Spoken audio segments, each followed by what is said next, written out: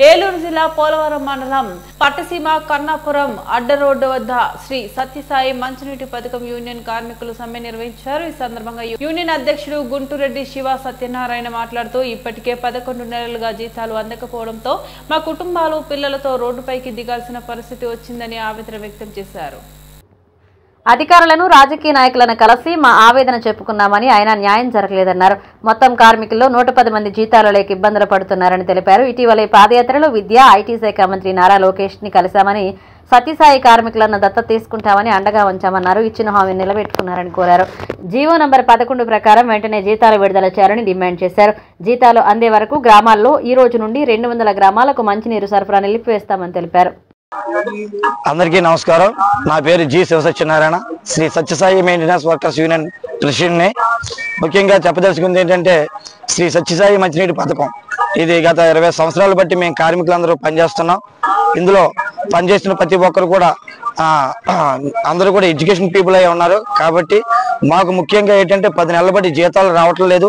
10 నెలలు కూడా మేము పస్తులుండి ఈ రోజు వస్తాయి రేపు వస్తాయని చెప్పేసి డిపార్ట్మెంట్ని అధికారులను ఆలోచించి ప్రజలందరికీ కూడా మంచి దాహత్ని అందించాలనే ఉద్దేశంతో మేము అందరం కూడా 10 నెలలు పస్తులుండి వాళ్ళకి దాహం తీర్చాం।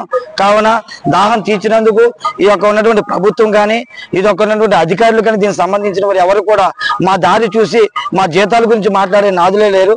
కాబట్టి 10 నెలలు బట్టి బకాయిలుండి మాకు ఎటువంటి జీవన విధానం గడిపోవడానికి లేకుండా ఈ రోజున మేము విధులు బహిష్కరించి నిరవధిక సమయంలోకి మేము అందరం దిగి ఉన్నాం।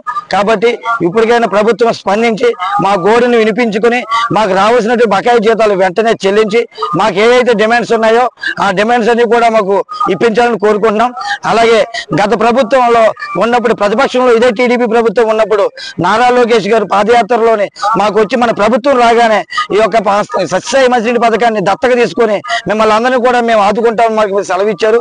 కానీ ఆ రోజు అన్నమాట ఈ రోజు ఎందుకు నిలబెట్టుకోలేకపోతున్నారో మాకు అర్థం కావట్లేదు।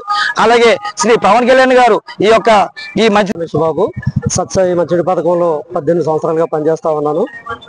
ఈ పథకంలో మరి ఏ ఉద్దేశంతో అయితే 2005లో సత్యసాయి బాబు గారు ప్రారంభించారు మెట్ట ప్రాంత ప్రజలకి ఈ ఫ్లోరైడ్ తోటి బాధపడుతున్నటువంటి 4 నియోజకవర్గాలు పోలవరం, గోపాలపురం, చింతలపూడి, కొవ్వూరు నియోజకవర్గాల్లో 220 గ్రామాలకి అందులోనూ 5 లక్షల మంది త్రాగునీరుగా ఉన్నటువంటి ఈ గోదావరి వాటర్ని ఏళ్ళైతే గడుస్తున్నాయి, ప్రభుత్వాలు మారుతున్నా ఇందులో పనిచేస్తున్నటువంటి 100 కుటుంబాలు కార్మిక కుటుంబాలు ఎప్పుడు దీనస్థితిలోనే ఉండడం జరుగుతూ ఉంది।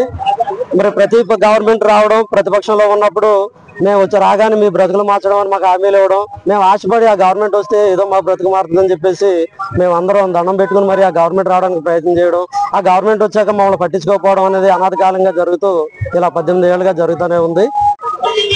అందరికీ నమస్కారం। నా పేరు ఆసండ Satyanarayana, Satyasai drinking water project maintenance workers union ప్రధాన కార్యదర్శిని। ప్రధానంగా గత ప్రభుత్వం చూసుకున్నా ఈ ప్రభుత్వం చూసుకున్నా మాకు కనపడే సమస్య ఒకటే కనపడుతుంది, జీతాలు ఇదొక్కటే। కానీ చాలా చిన్న సమస్య। వీరు చేసే పని ఏంటంటే మెయింటెనెన్స్ బిల్లు, మా వర్కర్ల బిల్లు ఒకే దాని కింద పెట్టుకోవడం, మమ్మల్ని ఇబ్బంది పెట్టడం। మాకు సంవత్సరానికి అయ్యేది 110 మంది కార్మికులకు కలిపి 2,20 లక్షలు అవుతుంది మా బిల్లు వచ్చి। కానీ మొత్తం ప్రాజెక్ట్ మెయింటెనెన్స్ వర్క్ వచ్చి 12 కోట్లు 13 కోట్లు